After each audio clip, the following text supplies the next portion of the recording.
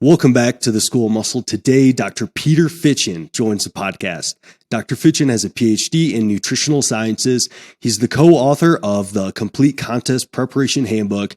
He's a pro natural bodybuilder, coming up on almost 20 years of that as well.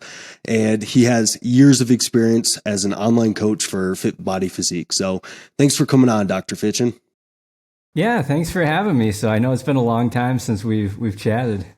Yeah, absolutely. And that's good to kind of point out. We do have a podcast from a few years ago that seemed to do really well and everything. So if you guys like this or want to get a little bit of a preamble as well, you can go check that out. But what I was thinking that we would start with today is, I know you've kind of mentioned in some of your social media posts and stuff like that, in which you've kind of alluded to more volume being better, but only to a point. And I know that this resonates with me a lot because when I was early on, I would just push volume like crazy and I could kind of recover from it, but I wouldn't really adapt and get better. And a lot of my clients have noticed that as well. And often for this type of individual, pulling volume back actually leads to a bit more progress. So I was hoping that you could maybe elaborate on that, and maybe if you have any stories of clients or stuff to where you've kind of noticed them doing that as well. Yeah. So I think it's a really common mistake to just, we've all done it, right? You just keep going and going and going and going. And,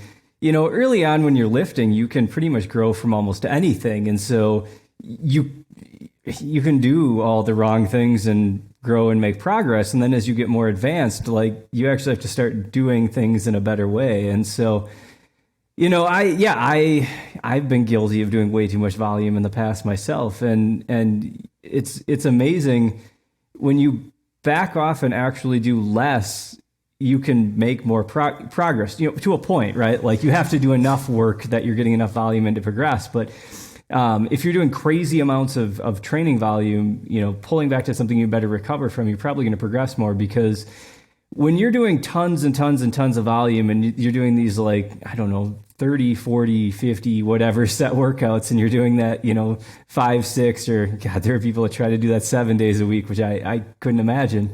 The training intensity probably isn't going to be very high. Like you're probably going to start going through the motions at some point, or you're probably going to be leaving a lot more in the tank just because you have to get through the rest of your workout. Doesn't mean you have to take every set to failure, but you need to train within a couple of reps of it. And that's still a very, very hard set. If you're within a rep or two of true failure, like those last reps are going to be really, really hard. And so, one, you might not be training as hard, and two, what historically has happened to me over the years, I just get really beat up and injured. And I, especially, into my 30s, like in my 20s, I felt like I could get away with it a little bit more. But as I've gotten a little bit older, like I can train intensity through the roof. I'm stronger than I've ever been, awesome. But I need a little bit more recovery, and I can't tolerate quite as much volume at this point. Yeah, absolutely. And have you had experiences with clients in which they would kind of come coaching with you, they're doing a bunch of volume and then actually pulling that volume back? You mentioned sometimes leads to actually higher volume quality, which can likely lead to better results. Yep. And have you kind of noticed a similar thing? Yeah. If somebody's doing tons and tons and tons of volume, I had a client who was, I think, training between CrossFit and lifting. They were training 7 days a week, and they were doing multiple workouts several days of the week, and then doing cardio on top of it. And we pulled them back to I think 3 or 4 days of lifting and a couple days of CrossFit, and we took a lot of the cardio out, and they made way more progress because they're actually recovering. I think the hardest part is convincing people to do less and that you can make more progress if you're doing. I'm stubborn. It took me a long time to come around to it.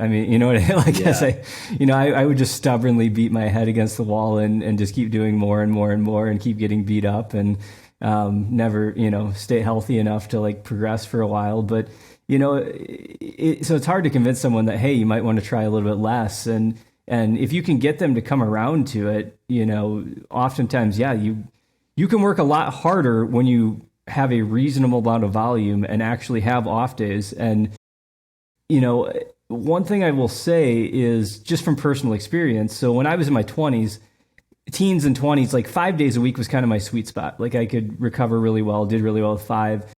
I remember a few times I tried 6, and usually when I did 6, that would last, I could last 6-8 weeks, but like joints would start hurting. I'd start getting kind of achy. I needed more recovery time than that. And then, as I got into my 30s, I was getting more and more beat up doing 5. And I've actually, probably for 3 years now, I've pretty much been training, as I'm getting into my later 30s, 4 days a week, making just awesome progress, with another day off. One thing I will say that I have noticed personally from backing off a little bit more and having a third off day each week, I mean, one, I have more balance with life, but two, it's amazing how I don't really have a lot of days that I don't want to be at the gym anymore. Like I actually want to be there. Like my motivation is a lot higher. My training intensity, my like effort and like I want to be there. I only have these 4 days to make progress. I'm not there 5 and 6 days. Like this is what I have to make progress. And it's interesting. I never train more than 1 or 2 days in a row at this point, really. And so I usually always want to be there. And I feel like I don't know if I could have said that when, what I mean? When I was trying to train 6 days a week, in the past, like there were days I didn't want to be there, days where the motivation just wasn't very high. And so I think that can go a long ways towards quality as well, because if you want to be there, someone, younger me would have said this too, like, oh, I want to be there every day. I don't need any day, like, no, that's if you're being honest with yourself, that's not true. Like you don't want to be there 7 days a week. Go lift 7 days a week for a month. You don't want to be there every single one of those days. If you're training hard enough, you don't want to be there every one of those days. And so, that is one thing I will say from firsthand experience, of backing off my frequency a little bit, over the last few years is I can honestly say there are way fewer days that I want to be there training because I only have 4 days. It's not an everyday feeling like I always have to be there type of thing. Yeah, absolutely. I think, and this kind of is very similar to a post that you had in which you mentioned if you're drug free and you train 7 days a week and never feel like you need time off, you're probably also not training hard enough. And I think that, and I think that, what you've kind of mentioned with the increase in volume quality and motivation to train, like maybe some younger guys will hear that and be like, I can train 7 days a week and not need any of that. But almost all of my clients, when we've ramped their frequency up to 6 days a week and pushed volume, and kind of just because they're like, hey, I'm super motivated, I'm ready to do this, almost always after a mesocycle or two of it, they're kind of mentioning that, hey, my motivation to train is down a little bit. I'm finding it really hard to fit these sessions into my week. And it just kind of makes it a lot more difficult. So I think pulling back can actually improve volume quality and actually improve how hard you're actually training in the gym, which is a little bit counterintuitive because they think that, more frequent sessions is training harder. But in reality, they might just end up going through the motions because they're just so fatigued all the time. Yeah. Well, and there are ways to structure 6 day week programs. So I have a client I just wrote a program for last night, and he enjoys training 6 days a week. And he's actually a few years older than me. So he's actually in his 40s, early 40s, and he makes pretty good progress training 6 days a week. But in order to do that, the way we usually have to structure his training is, some of these days are maybe only 12, 15 working sets, so that weekly volume doesn't get out of control. Some of the days may be a little more pumpy, circuity, easier on the joints with more isolation movements, higher reps, pre-exhaust, things like that. Not every day is a really, really heavy day. And so just because you train 6 days a week doesn't mean you're doing too much. And just because you train 4 days, you can train 4 days a week, do 3-hour workouts each day and still do far too much volume. Yeah. And you can train 6 days a week and pull volume per session back to where you're still doing a reasonable amount of volume throughout the week. And so it's definitely, possible. It's not, as long as that motivation to train is still there and you can get to the gym each day and that kind of fits into your schedule. I think it's more than just number of days a week, but I think you need to be, take how much volume you're doing into account, right, and what those workouts actually look like. If you're training 6 days a week, every day can't be 25, 30, 40 sets and high intensity and close to failure and compound movements and heavy, like you're going to get run into the ground. Mm-hmm. Yep. Absolutely. I think, very good point. We're not trying to make it say like you can't train more frequently throughout the week and do 6 sessions throughout the week or something like that. But if you do, you got to make sure that in those individual sessions, you probably can't have those sessions look like they did when you're only training 3 or 4 days a week. Like you have to allocate that stress a little bit differently and probably bring down that single session volume a decent amount to make sure you have resources for recovery. Yeah, absolutely. Well, I think that kind of covers one fairly big kind of programming mistake is when people will just kind of jump to training super frequently, do it way too much, and not actually giving themselves a chance to recover and adapt. But you've also mentioned a few other kind of training mistakes. So is there kind of anything that comes to your mind with mistakes that clients make when they're actually like in the gym executing their program? So whether this is their rep tempo or how intense they're training or anything like that, does anything kind of come to mind there? Yeah, I mean, honestly, a big mistake, I think, in a lot of gyms for most people is they're not training hard enough. And so, like we said, if you're a beginner, you could train 5, 6, 8 reps, 10 reps from true failure probably, and still grow because you're still doing more than you did before when you weren't training. And so you can grow and progress probably way shy of failure. You don't actually have to get to those hard reps, any of that, right? But as you get more advanced, it can't just be going through the motions anymore. Like you have to push through some of those hard reps if your goal is to maximize, the amount of strength and size you're gaining. Because in order to grow, is generally believed, you don't have to train to failure. You don't have failure where the bar drops back on top of you. You don't have to take every set to that point. Honestly, that's a good way to get hurt if every single set is, I think throwing some of those in is a good thing, from time to time, but every single set can't be, especially on those heavy compounds. You can't be doing squats, death squats to failure to where the bar actually drops because you physically can't get that last rep. That's probably not a good idea to be doing all the time on every set. And so, but you should probably still be within a couple reps of that. And if you stop within a rep or two of a really hard set of squat, of where it's going to crush you because you can't get back up, those last few reps are going to be hard. Their bar speed's going to be slower. They're going to be more grindy. You might have to pause at the top and take a couple breaths and try to grind, those last couple out. And that, and the sets need to be hard. And if you look around the average gym, 95+% of people aren't training that hard. Now, who knows what their goals are, right? But for many of them, their goal might be to build muscle and grow as much as they can, and if that's the case, you're going to have to push a little bit harder. And, I've had clients send me training videos, and there's one client in particular would always send me training videos, and his bar speed on his first rep would be the same of his last rep.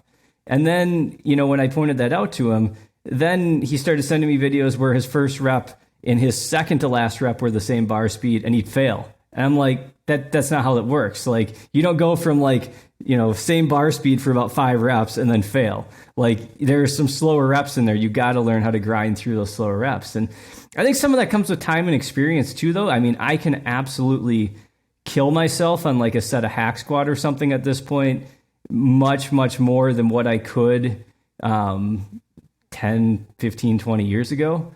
I think with time, you get better at realizing how far you can take a set and how hard you can push yourself.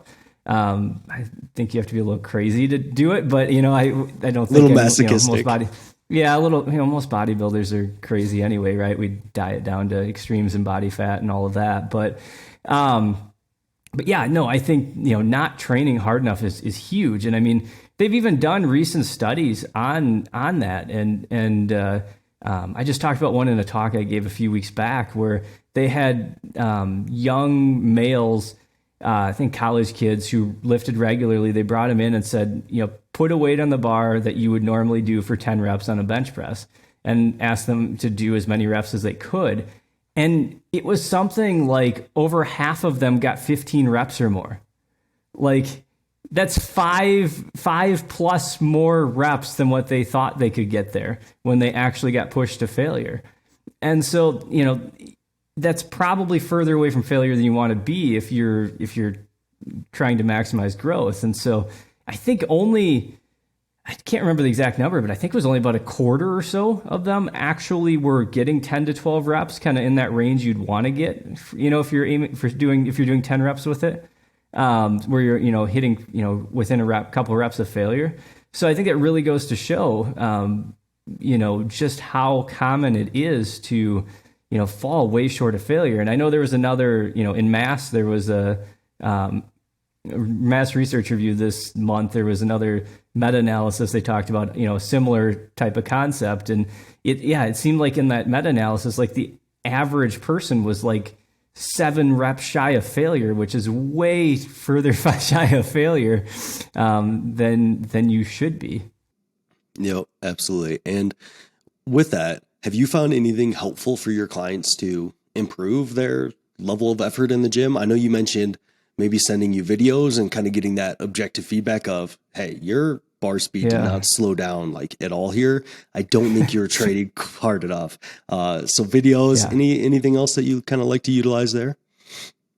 Yeah, I mean, that, and, a lot of times those are the people that are telling you they can do more and more and more. And you got to not give them more and more and more in their program so that they have to learn like, hey, flipping the switch to like, hey, I only have these 3 sets on this movement and these 2 sets on this movement for this muscle group today. I don't have 14 sets of chest. I have, 3 sets of incline press and 2 sets of a flat press. And that's what I have, like trying to get the mentality, like you got it, to push, I think is important. Now, there are like exceptions to the rule. There are people who train way too hard and have terrible form and are training to failure far too frequently. But it's way more common to be on the other side, I feel like, of the spectrum where you're way shy of failure versus, running yourself into the ground. I mean, I'm probably the minority in that if left to my own devices, I would run myself into the ground. But most people in an average gym are not that.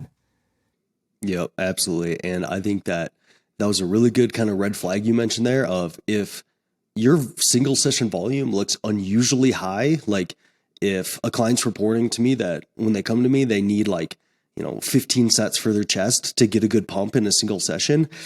That's like, dude, if we get things locked, it's potentially an indicator of either poor form, like lack of range of motion, something like that, or they're not really pushing themselves very hard. So I think that's a really good red flag there.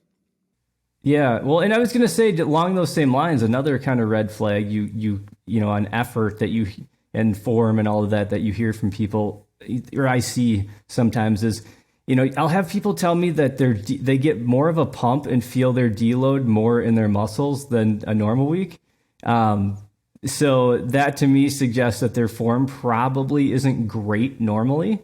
And that, the loads, when they pull back loads 20, 30% to deload, all of a sudden their form improves and they're actually hitting the target muscle. And so maybe that's more of an appropriate load for what they should be using, rather than, what they're so that's where we need to start looking at form and videos and stuff too, because, if you're feeling your deload more in the target muscle than a, working week, like, what I mean? Something's not right there, probably form wise on your regular weeks.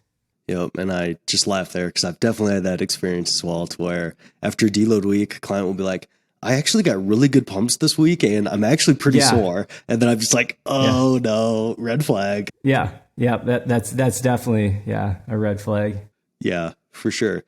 Cool. Well, I think that kind of covers one mistake that people definitely make when they're training in the gym is not training hard enough. And to kind of fix that, they can use form videos and pay attention to the rep speed and make sure that there is like a significant slowdown, but also that balance there of not like every single set. You don't need to grind out a ton of reps and stuff like that, but you should see some slowdown there and there should be some level of effort.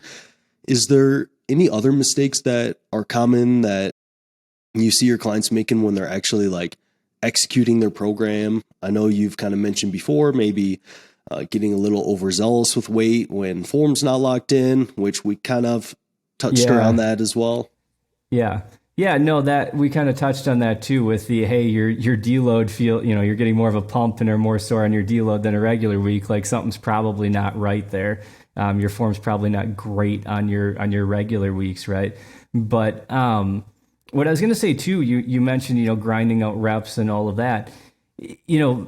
Volume and intensity, are kind of interrelated, right? So like if you took a set of like hack squats and you just grinded and grinded and grinded and you hit, a set of 12 where like the last 4 were just deathly hard and you barely got the last one, you're taking a couple breaths between sets to get them. That's fine to throw in here and there, right? In your program, like a really hard, close to failure set. You're probably only doing one of those though. Like you're probably not going to be able to like get back under that load and do another set. And if you try, you might get like 6 reps, if you got 12 the first time, like it just isn't worth doing.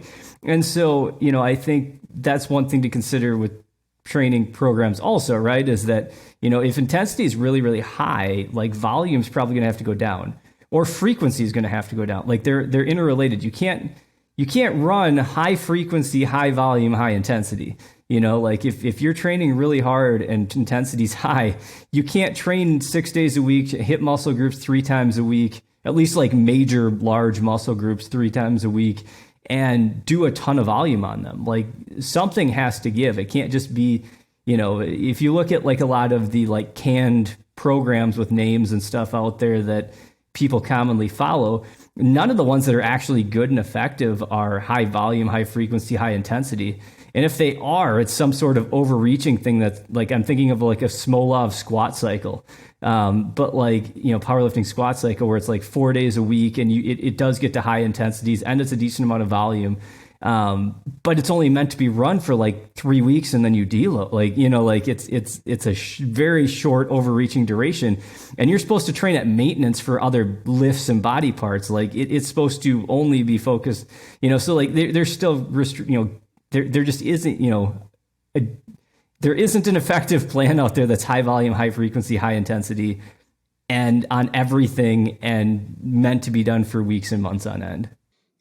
Absolutely. And I think some of the like most popular kind of cookie cutter plans that are out there that actually have been around a while and seem to be effective for some people are things like, was it Mike Menser that was like one hard set per muscle per workout?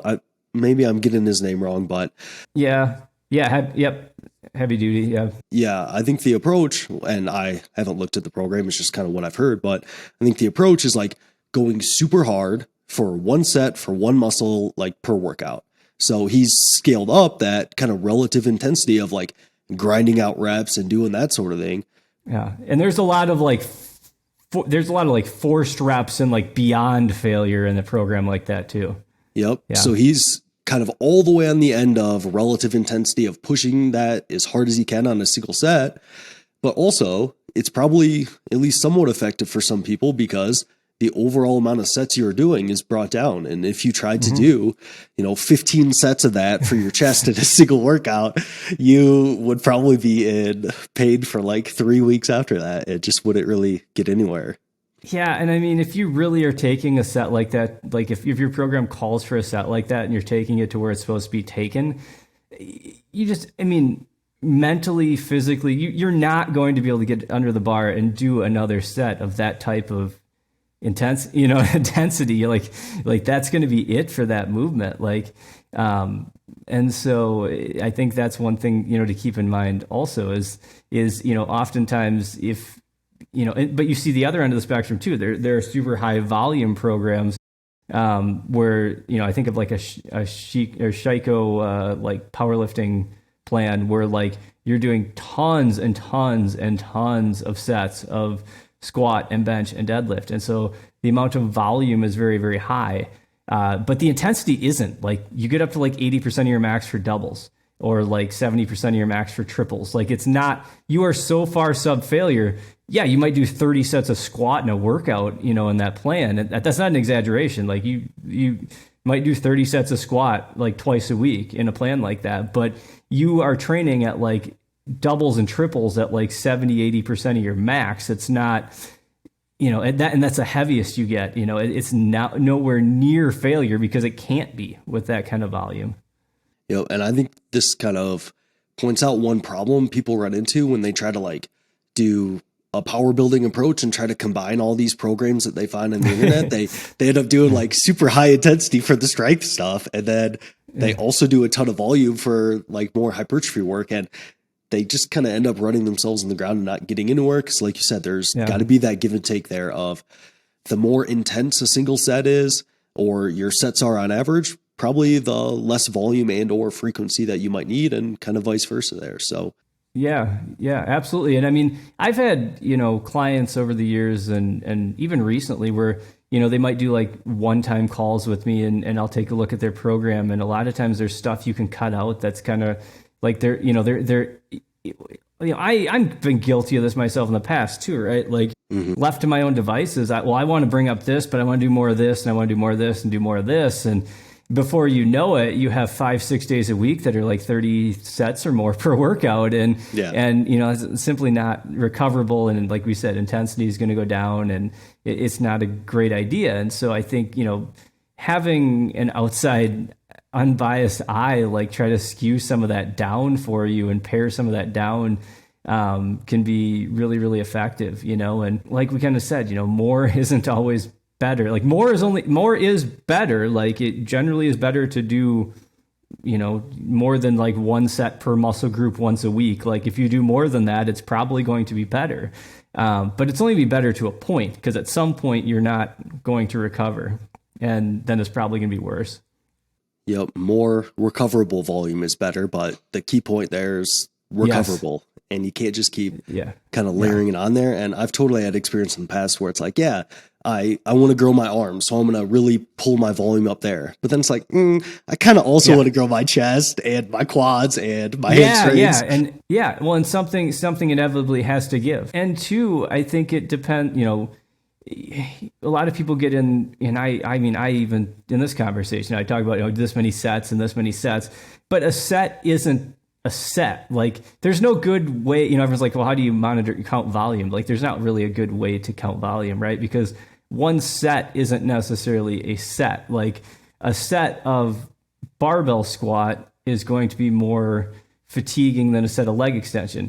That set of barbell squat is going to be way more fatiguing if it's heavy and taken close to failure, compared to, like a set of leg extension that's higher rep and not, and further from failure. And, those are obviously two extremes, and other things fall in between. But like, a set isn't a set, you know what I mean? So like, you could do like a 6 or 8 working set leg day and absolutely kill yourself with high intensity and more compounds and get a really effective workout.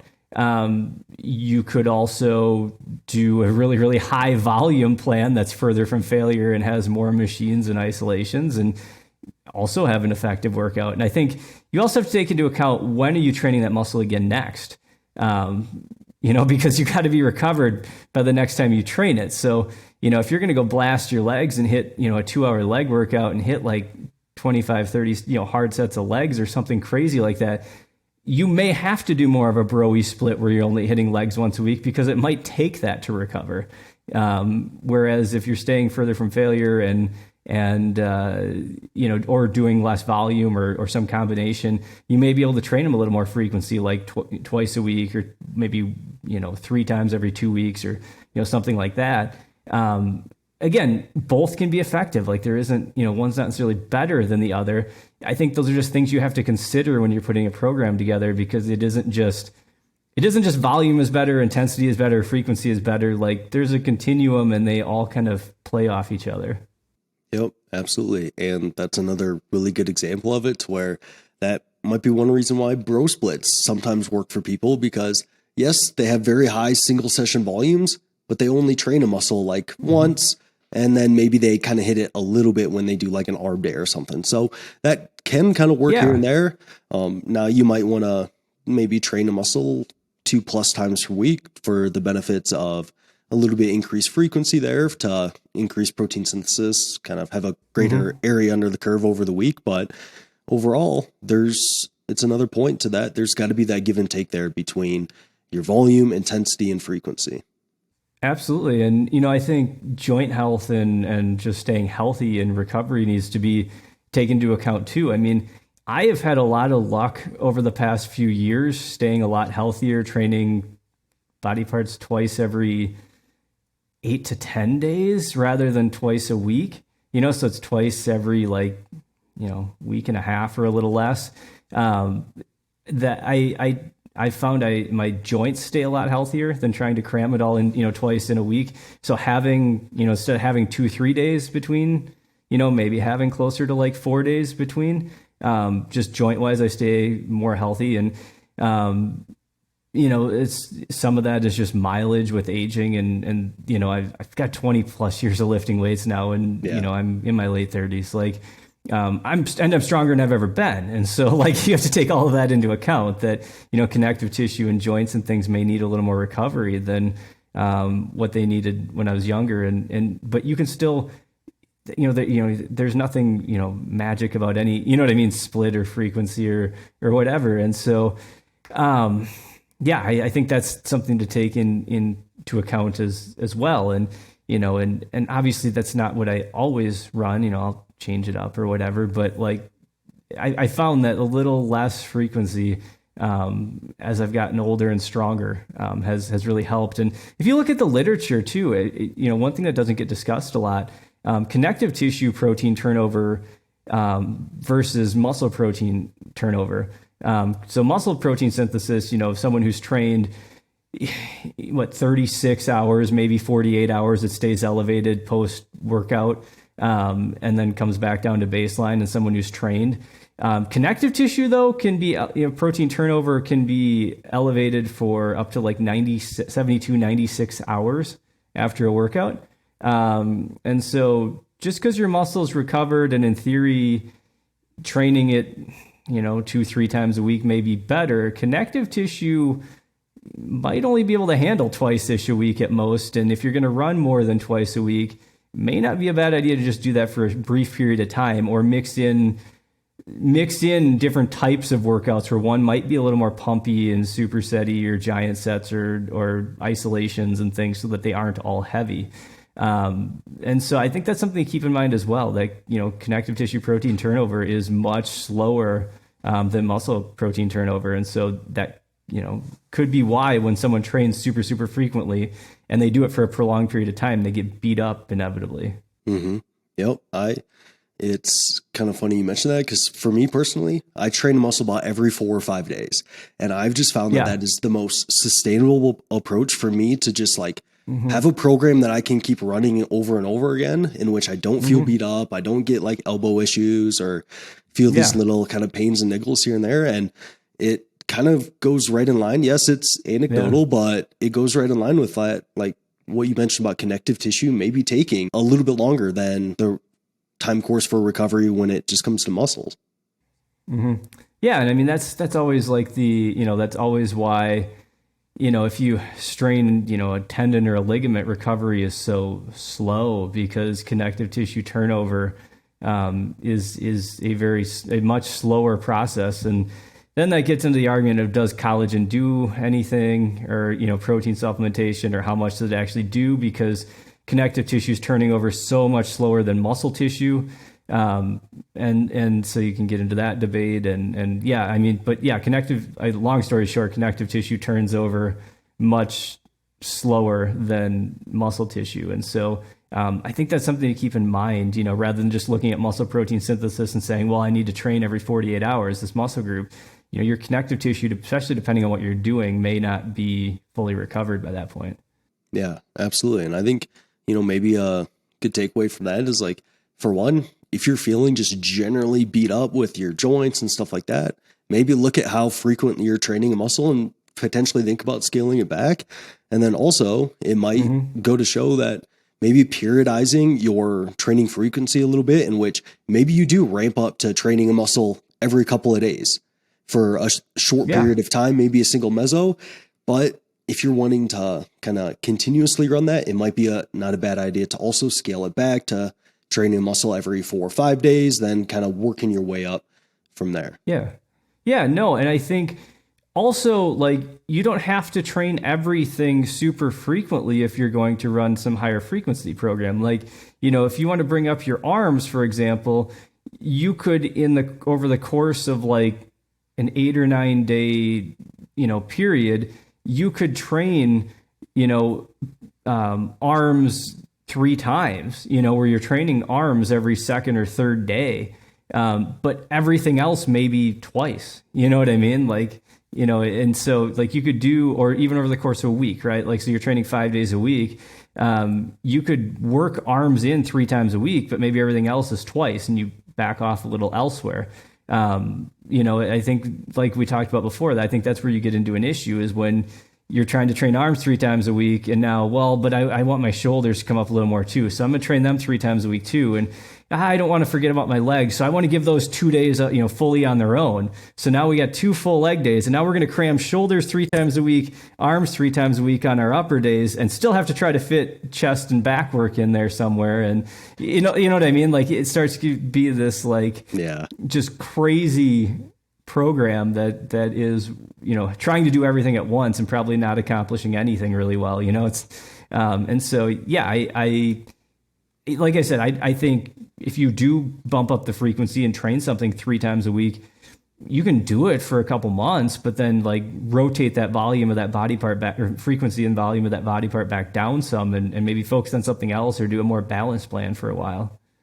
Yep, absolutely. I think that would be a really great way to kind of prioritize different muscle groups and make sure your training is nice and specific to what's your highest priority. But like you said, just don't run into the thing to where, you know, my arms are a priority, but I still want to grow everything else, and you just kind of end up doing everything all at once. Yeah. Yeah. No, that's, I mean, I you know, we laugh about it. I mean, I've done that so many times in my life. Like, you know, I still do it. Yeah. I fortunately, I've had someone else take over my programming the last 1.5 years, and it's probably like the most effective 1.5 years of training I've ever had in my life. Wish I'd have done it sooner. Absolutely. Cool. Well, I think that's kind of a good place to wrap it here. Where can people find you if they're like, hey, this guy knows his stuff, I want to know everything there is about him? I know you've got a book published and coaching and stuff like that. So go ahead and let people know where they can find you. Yeah. Yeah, so you can go to my website, fitbodyphysique.com. I have all of my my background, my client pictures, testimonials, a bunch of articles, podcasts, and a link to my book and all of that on there.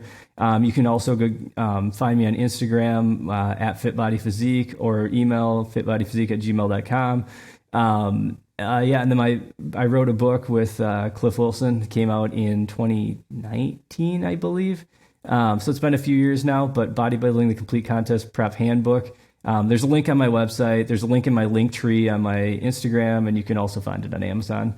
I think it's only like $25 or $30 online. It's an actual physical book. So we've gotten really good feedback on it, and people are still like buying it, which this many years later, which is really cool.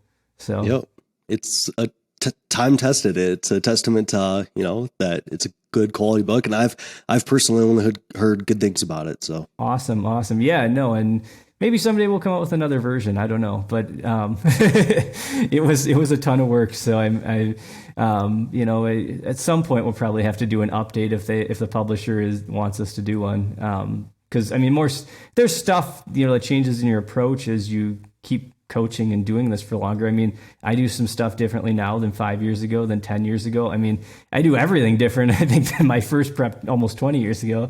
But you know, I'm sure there's stuff I'm doing today that I'm like, yeah, in 5-10 years, I'm not doing that. I'm doing something else, and think something else is better.